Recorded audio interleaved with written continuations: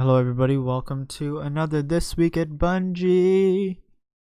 This Week at Bungie, January 14th, 2021. This is the first TWAB for the new year. Hope everybody had a good New Year's. And hope everybody had good holidays. By the time this is up, videos have already gone out from me and Eagle9 about like any possible schedule changes or getting back into games like Halo and Valorant and all that. So there's that. But here's what is going to be happening for Destiny. And the next few TWABs is well they're gonna mention it, but the next few TWABs will lead up to and help us get ready for season 13.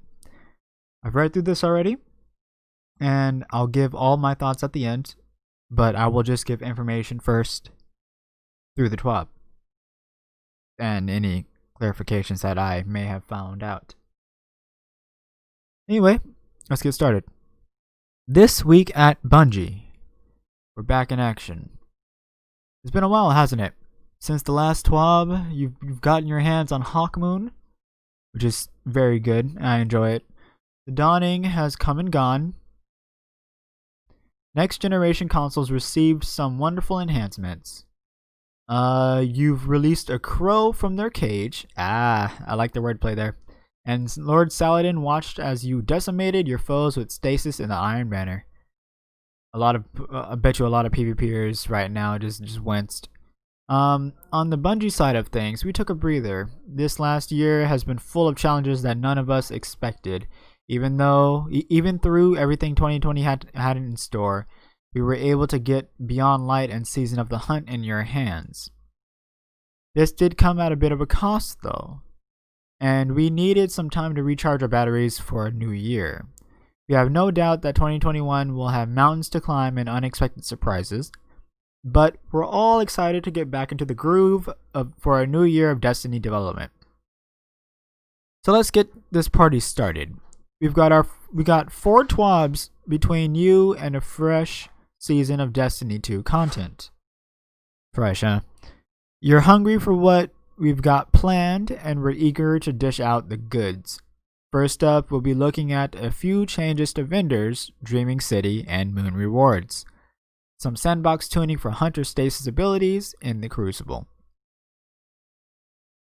That's important there. Rewards update Dreaming City and the Moon. Here we go. Since the launch of Beyond Light, we've been collecting what feels like a metric ton of feedback on various Destiny systems. While we've shared some plans related to rewards, DDoS protection on consoles, crossplay, and transmog, we have new detail on rewards from 2 of our most recent destinations, the Moon and the Dreaming City. Rewards area lead Justin Dazet will be walking us through some changes in response to player feedback. Justin. Last month, Assistant Game Director Joe Blackburn spoke about some changes we are making to gear in Season 13. In response to some feedback, today we're going to briefly chat about what some of these changes are as they relate to our back catalog of expansions and the reasoning behind them. First, let's review a list of what you'll see starting in Season 13. Reissued Dreaming City, Reverie Dawn, and Moon Dreambane armor. Let that sink in for a little. These will also drop with high stats when earned in Shattered Throne or Pit of Heresy. The final chest in Pit of Heresy will no longer drop a fully masterwork Dreambane armor piece. Let that sink in. Instead, the Dreambane armor piece that drops will have 7 armor energy and is guaranteed to drop at least a plus 16 in 2 different stats, and higher stats overall. Dreambane class items will not drop from this chest. reissued 4 weapons for Dreaming City with new perk pools. Here's the kicker though. Waking Vigil, nice. Sleepless, Vouchsafe, and Retold Tale. Dreaming City weapons that drop in the Shattered Throne dungeon can roll with perks that are unavailable from drops from other reward sources. We have no idea what those reward sources are yet. We're probably going to get clarification probably in a TWAB or two. Or someone posting on Twitter or DMG or Cosmo addressing some clarifications. Reissued 4 weapons for the moon with new perk pools. Once again, here's the kicker. The Premonition, from the Pit of Heresy only, Heretic, Blasphemer, and Apostate. Weapons that drop in the Pit of Heresy dungeon can roll with perks. It's the same as the Shattered Throne thing. And expanding Lost Sector Legend and Master rotation to 4 moon sectors. K1 Logistics, K1 Communication, K1 Crew Quarters, and K1 Revelation.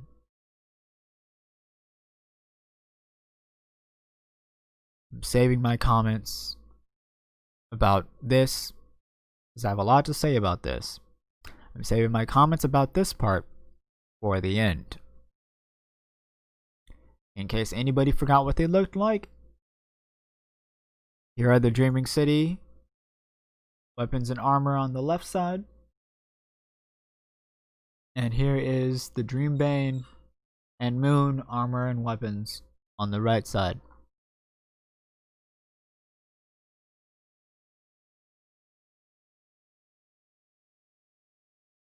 While not every gear source or legendary reward will be kept up to date for the entire lifetime, these destinations are available.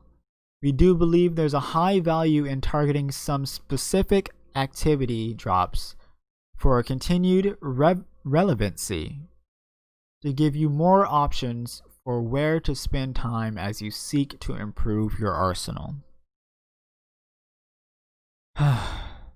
Okay. Next part. Turn in those tokens. Since Destiny 2 launched, Guardians have been amassing vendor reputation tokens. These could be turned in for legendary gear, which would usually be dismantled for legendary shards and materials. Looking to the future, the team is excited to update the ways in which you earn reputation with ritual vendors and the rewards that come from them. Desert, back to you. Justin, the rewards for continuous ritual playlists completion has been a subject that's come up several times as we've looked over Beyond Light feedback, and we're happy to announce some changes coming to Gambit, Crucible, and Strike reward structure. Firstly, we'll be adding 2 new unique weapon rewards to each of the 3 playlist rituals. So 6 total across all 3 activities. These weapons are in addition to the ones added in Season of the Hunt, and continue to have a small chance to drop at the end of each activity. For those that don't know, that will be, the Shadow Price, I'm blanking. But it's the weapons we talked about earlier that they're adding to Nightfalls and stuff like that. It's that. I think it's that. Anyway, second, starting in Season 13 for Gambit and Crucible, Valor specifically, and a future season for Strikes, rank rewards will be visible. So Season 13 is Gambit and Crucible, and then in a future season, probably 14, maybe 15, we'll get the same structure for Strikes. Rank rewards will be visible on the ritual vendors. Each season, you'll be greeted by a row of rewards, progression towards which will be earned automatically as you complete relevant playlist activities. Instead of having rank rewards dropped automatically into your loot stream, they now will be picked up manually from the vendor list. We feel this gives much better visibility into what you'll be earning as you progress and helps you make better choices about where to spend your time. This is what we're looking at for Season 13, chat. By the way, they'll go into it, but you only get the Ascendant Shard for your first reset.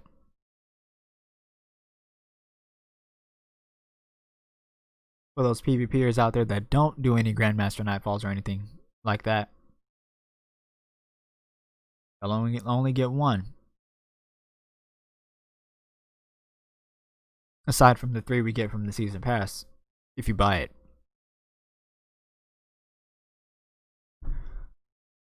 Sorry for that. Progression is on a per ritual basis. You can be on rank 10 for Crucible and rank 4 for Gambit, for example. You'll reset your rank right at the vendor by picking up the final reward. Rewards for each individual ritual are as follows. Rank 4, 3 upgrade modules. Rank 7, 3 enhancement cores.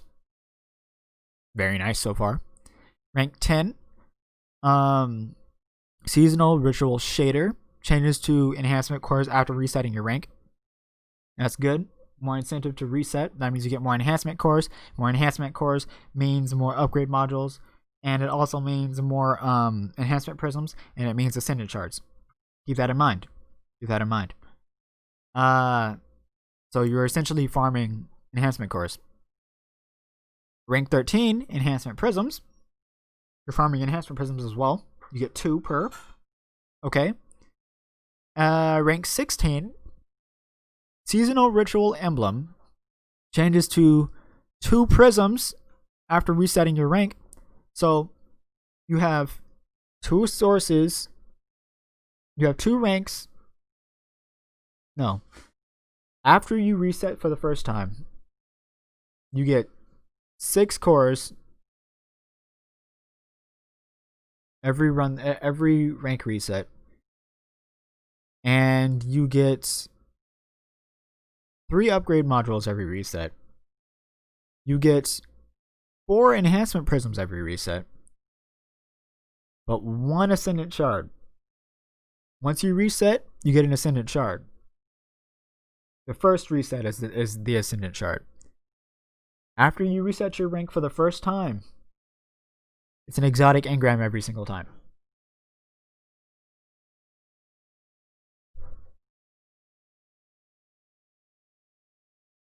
Also, every rank up awards a base ritual engram just like before. Additionally, each of the above ranks also reward a prime ritual engram. So every single time you rank up, you get a prime.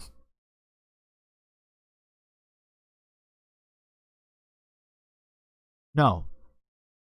Each rank milestone, like rank 4, 7, 10, 13, 16, and reset, give you a prime engram. So you got 1, 2, 3, 4, 5, 6. So that's 6 primes every reset? 5 or 6 primes per reset.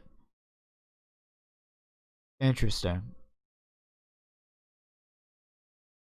Due to this automated progression, Crucible tokens and Crucible token gifts are no longer needed and will be deprecated into junk that will delete as a full stack starting in Season 13. So cash those tokens in before the end of the season and get ready to earn some masterwork materials. That's a good change. I like it overall. I really like it. Sucks that you only get 1 ascendant shard, but it's okay. It's not that big of a deal because you're getting so many enhancement prisms, so many cores, and so many modules, and prime engrams. That's pretty good, and that's happening for Gambit as well. and later on strikes. That's incentive. That's incentive. I like that. I really like that. I like that. On a base level, the rest of this year is looking really good incentive-wise. For this. Anyway, taking a pass. Revenant, Shadow Dive, and Fissures. Here you go, PvP community. The conversation and feedback on rewards wasn't the only thing we were tracking over the holiday break. Many of you have been spending time in the Crucible experimenting with stasis and all of the ways in which it can change the flow of a PvP match. Prior to the break, we had a round of tuning for Warlocks. Next up, we're looking at Hunters, but also have some comments on our approach to future stasis tuning as we head into the new year. Please welcome Combat Area Lead, Tomonori Kinoshita, back to the TWAB to talk through our goals for stasis abilities in PvP. Tomo. Over the holiday break, we saw trials go live, and with that, a wealth of valuable feedback from the community. Along with this feedback, we have been tracking data from trials and identified some short-term changes, as well as more mid-term goals we are focusing on in the coming weeks and months. Short-term goal, address outlier stasis abilities to keep subclass decision-making interesting. Reduce the potency of Shadow Dive and Whisper Fissures against Guardians, going live with update 3.0.2. Shadow Dive now has damage fall off versus unfrozen targets. We'll have to test that. Max range damage reduced from 50 to 5. That's sizable.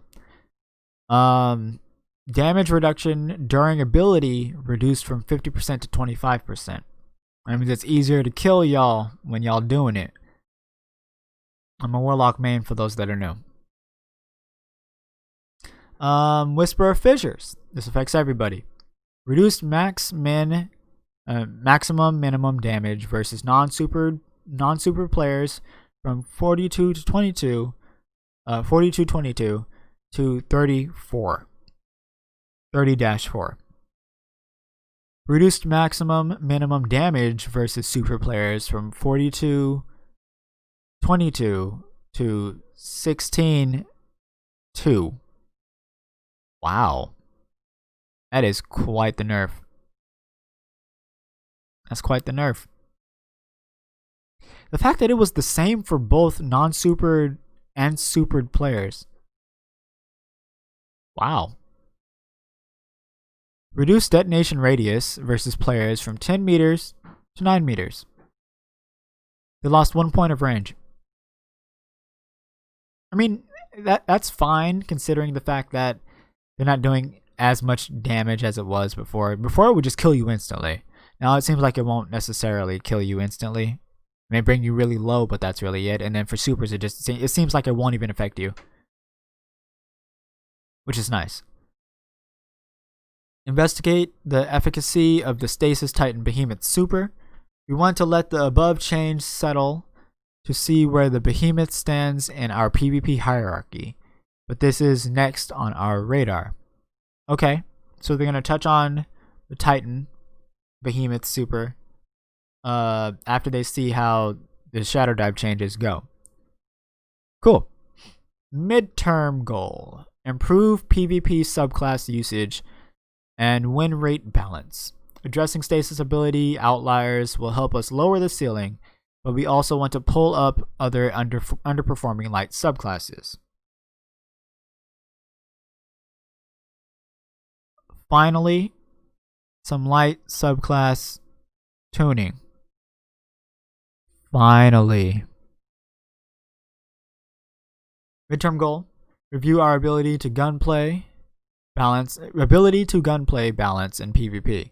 Destiny is a game about both explosive space magic moments and intrinsically satisfying gunplay, especially in our 3v3 playlist for all you Trials players out there and elimination players. The usage of abilities has climbed as we introduce more and more ways to charge them quickly. We're still in very early discussions, but we're looking into restoring a better balance where proper gunplay is rewarded in these playlists. Cool. It'll be more skill oriented than how many times can I throw my grenade at you? You know? So that's cool. Good. Or how many times can I melee you? Right? Use my melee ability, throw my shuriken. Right? No. A few of you noticed that prior to our holiday break, we were able to get a few sandbox changes delivered faster than expected. Thanks to changes on Destiny 2's back end and Destiny Content Vault, our patch pipeline is indeed better than before. That said, some changes won't happen at light speed, as our team wants the appropriate time to collect feedback, check the data, and test proposed changes. Once these changes have been validated, we'll be eager to get you details via TWABs, blog articles, and more. Okay. So basically here they're just like, we know y'all don't like the fact that we took away some stuff and put it in the content vault, but it's helping you. So suck it up. That's basically what they're saying, right? Like, sure, it sucks, but like, please understand, this is for the greater good.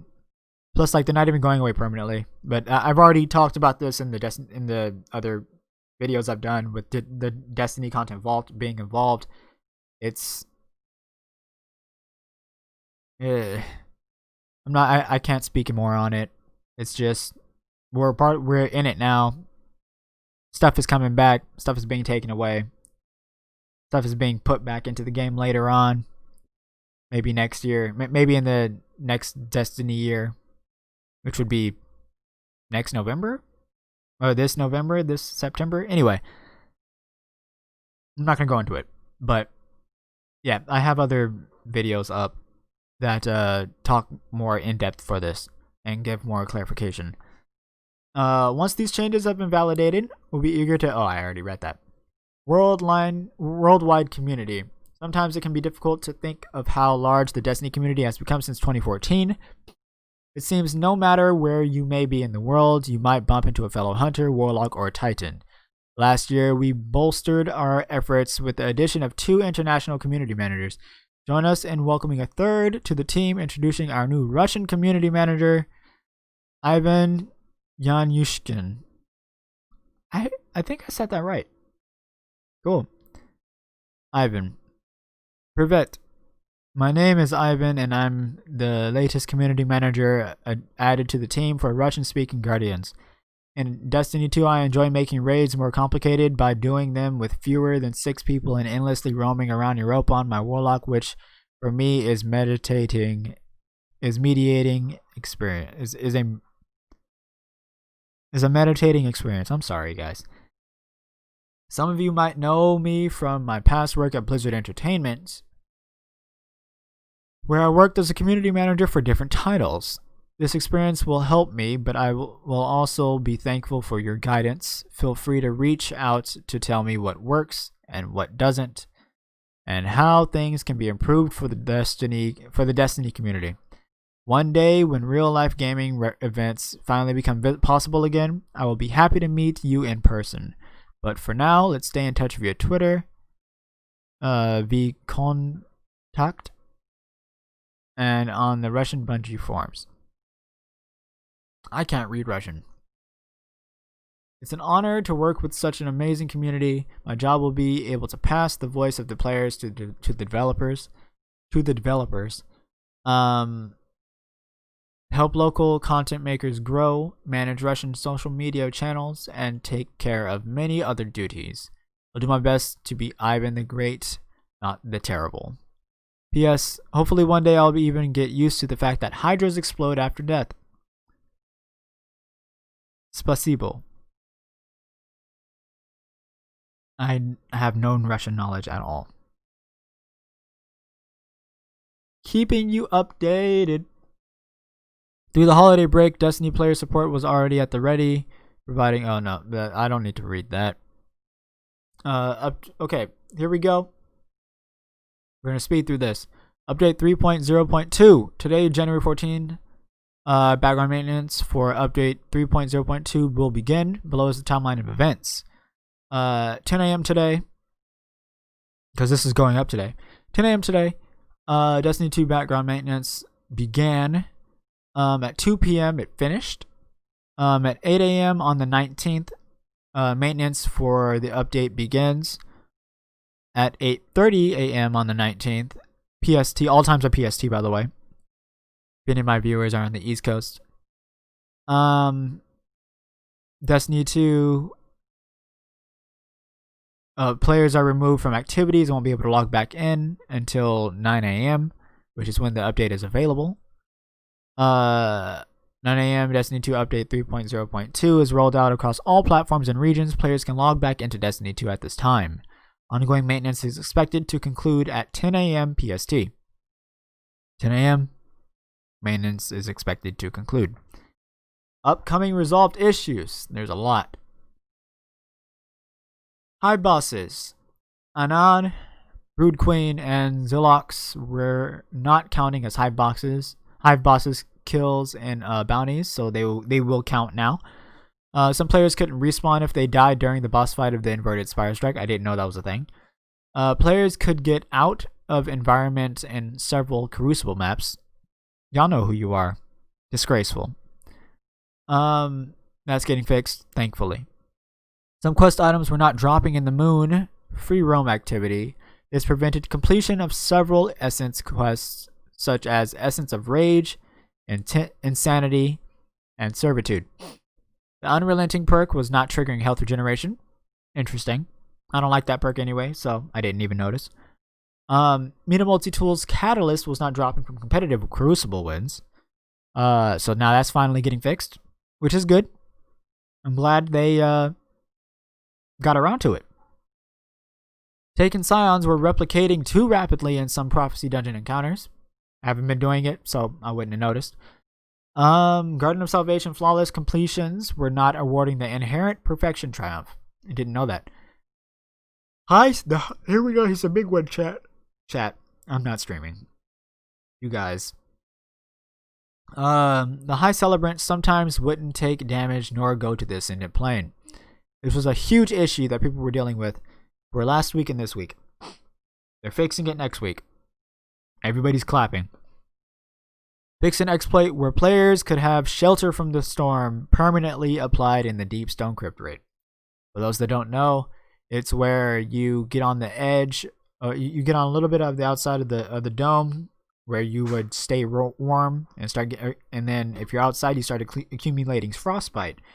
If you hop off your Sparrow, jumping into the dome, and then getting back on your Sparrow right away, that's already outside, you'll keep the Shelter from the Storm buff, and you'll lose the frostbite debuff, and you'll just keep it until you reach the end. Me and my group have been using it quite a bit. It's getting fixed, so rest in peace. You made it easier than it should have been. Now it's getting fixed. Fixed an issue where Cloud Strike hits on the Divinity Cage counted as 2 precision hits. I didn't know. Didn't know that.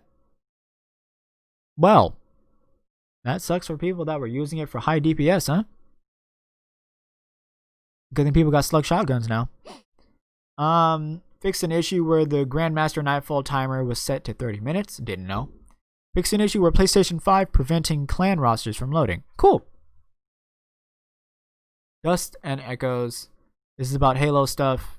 I will not read this. Essentially, if you have like stats and files from the Halo games that Bungie made, including Reach, it's going away February 9th. And if you want to save all your stuff however you can,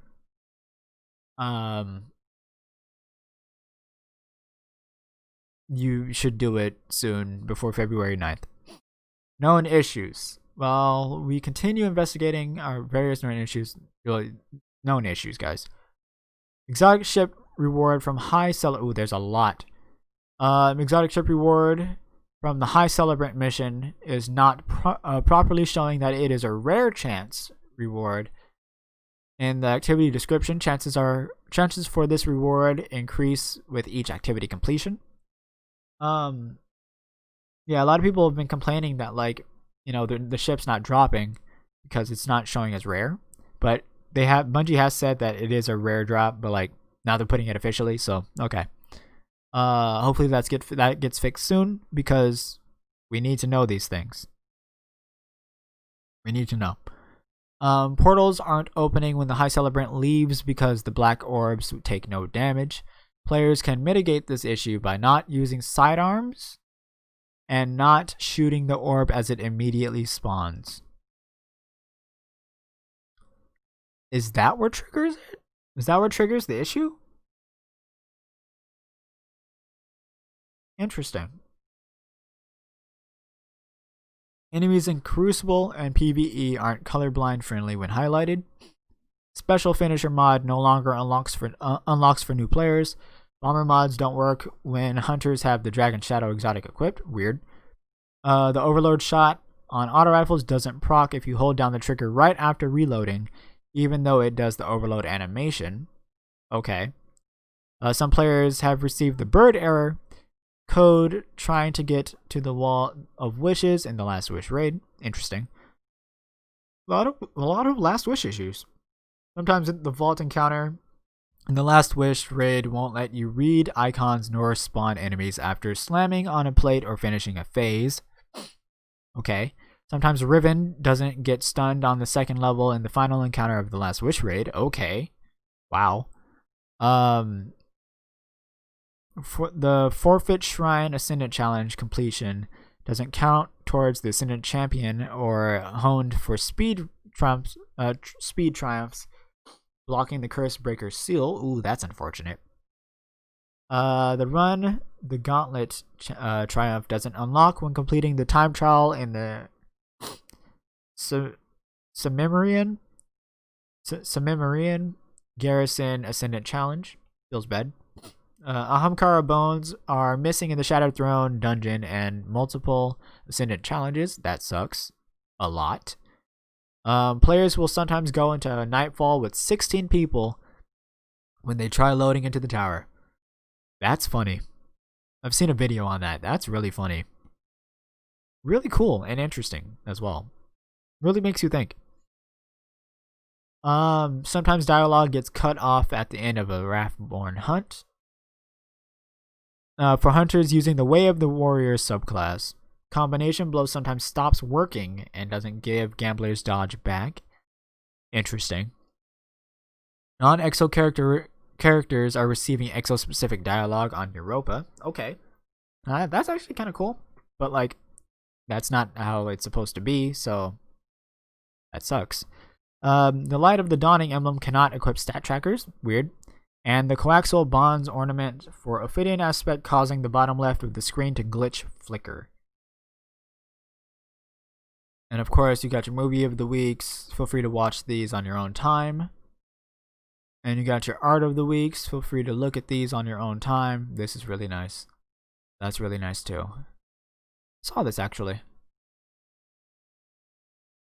All right. While we may not be in office, it feels great to be back in the saddle.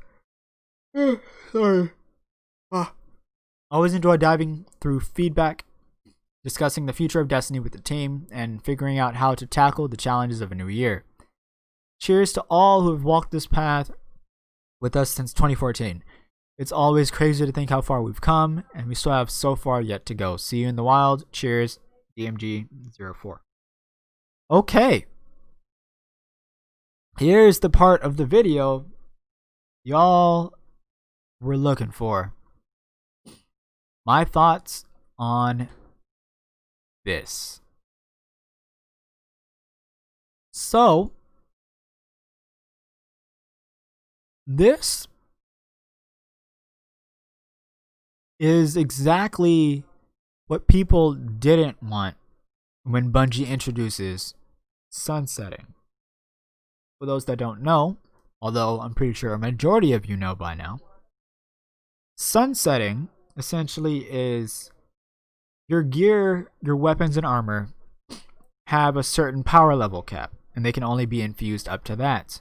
At a certain season, they can no longer be used because they can't be infused into that season's power cap, and so on and so forth. But what Bungie is doing and has been doing is reissuing old gear that has been sunsetted already and bringing them back. Sure, of course, that sounds good because, you know, the people that never got them will be able to get them and blah, blah, blah. But the people that already have all these weapons that have been sunsetted, unless they come out and say, I will take back everything I said about this once they clarify stuff, and if things come out and it's not exactly as it seems, then I'll take back what I said and things will be good. But as it stands, unless they come out and say or clarify that the gear that we already have will be updated to the new power cap, to the new reissued version, it's almost a slap in the almost a slap in the face to players that have already ground out their best role of a weapon, like their best perks of the weapon and all that. Sure, these have new perks, but if you already have said weapon, it should be brought up. At least in my opinion. Of course, this is only opinion, and this is not to be taken as fact. I don't have all the answers, and I don't know everything. For all we know, this probably isn't even going to be that bad. A lot of stuff isn't that bad. It's just the Destiny community loves to overreact. Straight up. Be mad at me, but it's true. Even I may be overreacting for this. But to bring back the armor again, so we have to refarm it, it's not fun. For veteran players, not. We took the time to farm all that armor and those weapons, and we can't use them anymore because they're sunsetted. Then they just bring them back in another season, and we have to re-get them. Not new stuff, old stuff. And I was very much all for sunsetting at the end of Shadowkeep and before Beyond Light, because in theory, sunsetting would work if they replace these old guns that they're taking away with new, exciting, fresh guns to like play with and replace them with. But right now, other than, you know, the small amount of new guns that we get in a season or in an expansion, we're getting a bunch of old ones. Well, not necessarily a bunch, but because only 8 old weapons. But it's just like, are there going to be fresh new weapons in the seasons? It even though, like, deep down I have a feeling that there will be, right? Deep down, like, I know that, because, you know, some of the weapons that we got for season 12 and all that, and from Beyond Light, were really good. But I don't know. I have to see more. I want to see what kind of weapons that we get in season 13, like from the season itself, and not just, you know, from weapons from the Dreaming City and the Moon. But right now, it's just like, oh, okay, well, all right, I guess. But and then yeah, it's just for the armor. That's really eh, really eh. Yeah, like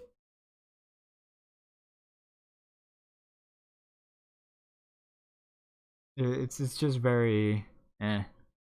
And then the thing with like reissuing only 4 of the Dreaming City weapons, and then 4 of the Moon weapons. Why? Why only 4 of them each? Why not all the weapons? You know, maybe I'll give them the benefit of the doubt, although majority of the community isn't giving them anything anymore. But I'll decide to give them the benefit of the doubt and say maybe they plan on adding more of them later, or maybe these were the only ones that they could add. Maybe there was a technical issue, but all that, because they're not in their offices, they're at home and all that. And it's a struggle for everybody since we're all still dealing with the pandemic. But it's really weird. I just select 4 from each,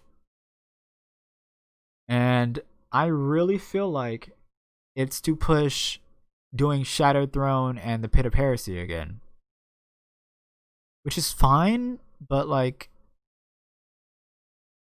I don't know. Like I said, we're gonna have to see more.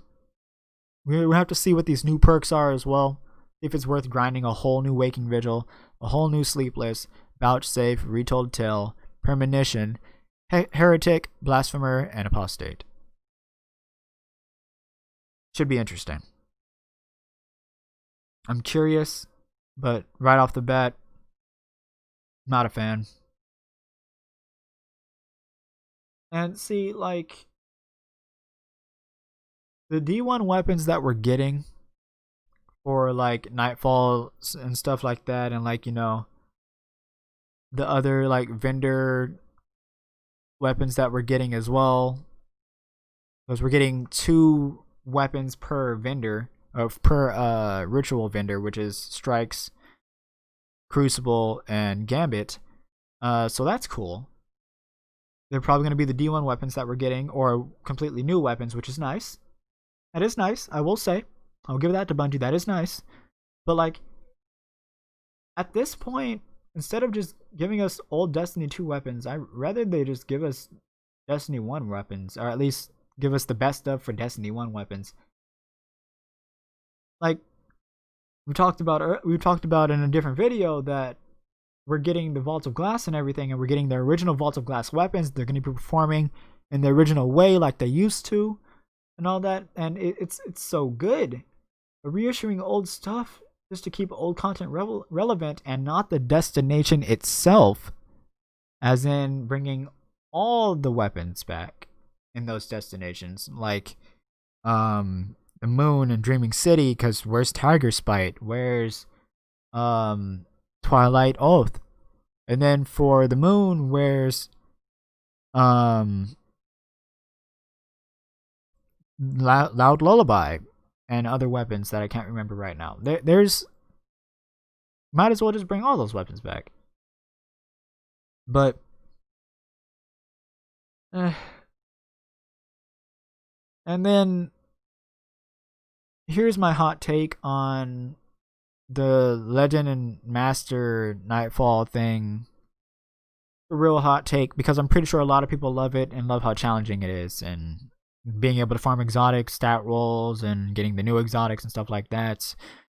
But here's my small little opinion on it. They aren't really exciting to me. Like, it's cool that like we have more options now for them, like adding them to the Moon and all that, but they aren't just that exciting to me. They are just difficult with terrible RNG and with no bad luck protection. Essentially, if you or at least a knockout system of some kind. Essentially, what that means is, let's say for example, I have all the exotics already, but they put new ones into these lost sectors, like they did this season. you have the same chance currently. You have the same chance to get old exotics you already have as the new exotics. So if you're running a legs lost sector and there's new legs for a warlock, for example, you might get transversive steps instead of these new legs. Or if it's a new chest piece, you might get Wings of Sacred Dawn instead of this new chest piece. It's very... I'm not a huge fan of it. I'm not a huge fan. I mean, I'll do it, sure. Not a huge fan though. But it's cool. It's there. More stuff to do, I guess. But then once you get the exotics, they're pretty much pointless. But that's it. That's all for me today. Love y'all very much. One thing, I will be putting very soon. I'll be putting more effort into my videos, as in like, you know, getting editing software soon, and trying to make edits for stuff and like use like some cuts and stuff like that. Maybe speed up some things. You know, add some more flavor and flair to my videos. You know what I'm saying? Since streaming isn't holding right now, and it's not because of financial reasons or anything like that, or like because like, you know, I'm not making money from it. I don't care about that because I enjoyed streaming quite a bit. It's just streaming isn't going well in the sense that like it's a lag hardware issue, I think. So I'm only using one PC to stream. And for those that don't know, a lot of people use two PCs to stream, one for the game and one to stream. And I don't have that. So there's that. But yeah, so for the time being, I will be doing mainly YouTube, although the rest of this week and next week and the week after that, there will still be streams, but I will be letting people know that I'm going to be going more into YouTube than streaming on Twitch. So anyway, thank you all for your continued support on Twitch and on YouTube. Love you all very much. Keep watching. Stay awesome. Like, comment, subscribe. And I will see you next time.